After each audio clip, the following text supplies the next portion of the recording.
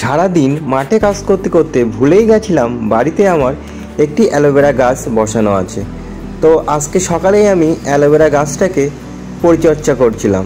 তো সর্বপ্রথম যে টবের মধ্যে যে অ্যালোভেরা গাছটি বসানো আছে তার চারিপাশে অনেকগুলো যে ময়লা ও জমে আছে সেগুলি আমি আস্তে আস্তে পরিষ্কার করে দিচ্ছি। তারপরে দেখি টবের মাটিগুলো খুবই টাইট হয়ে গেছে, তাই একটি চামচ নিয়ে নিলাম এবং পিছনের সাইড দিয়ে মাটিগুলোকে একটু খুঁড়ে দিচ্ছি যাতে শিকড়গুলো আস্তে আস্তে খেলা করতে পারে। তো দেখতেই পাচ্ছেন যে কত সুন্দর কিন্তু আস্তে আস্তে আমার অ্যালোভেরা গাছগুলো বেড়ে উঠেছে। সামান্য কিছু পরিচর্যা করলেই কিন্তু এই গাছটি টবে আরও সুন্দর হয়ে উঠবে।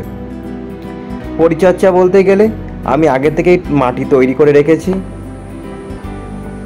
এই একটি গাছ যেটা দেখতে পাচ্ছেন এটাও আমি বসাবো। অনেকগুলি গাছ একসাথে হয়ে গেছে বলে পাশ থেকে একটি গাছ তুলে আমি সাইডে বসাচ্ছি। টবে আমি এখন মাটি দিচ্ছি। এই মাটিটি আমি আগে থেকেই তৈরি করে রেখেছিলাম।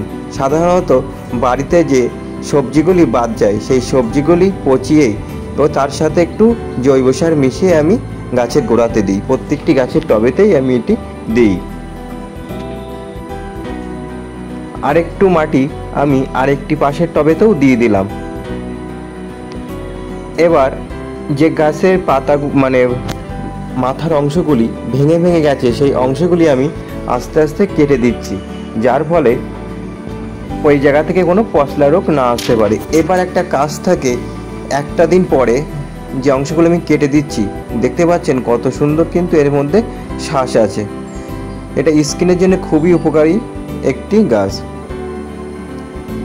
যে অংশগুলো আমি কেটে দিচ্ছি সেই অংশগুলোতে আমার কিন্তু একটা ফাঙ্গিসাইড দিতে হবে, তাহলে কিন্তু আমার গাছটা আর কোনো ব্যাকটেরিয়াজনিত রোগে মরে যাবে না।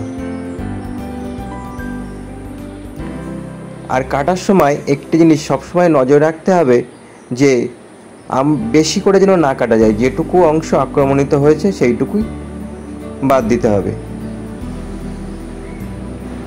তো এইভাবেই আমি আমার অ্যালোভেরা গাছটিকে পরিচর্যা করলাম। আশা করি ফেলে থাকা গাছটা এবার খুবই সুন্দর হয়ে উঠবে আস্তে আস্তে। আপনারাও চাইলে এইভাবে পরিচর্যা করতে পারেন, আপনাদের গাছও কিন্তু খুব সুন্দর হয়ে উঠবে।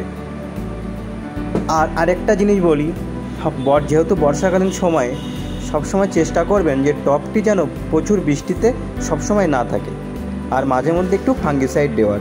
তো যদি ভিডিওটি ভালো লেগে থাকে অবশ্যই একটি লাইক ও সাবস্ক্রাইব করবেন ও অন্য বন্ধুদের মধ্যে শেয়ার করে দেবেন।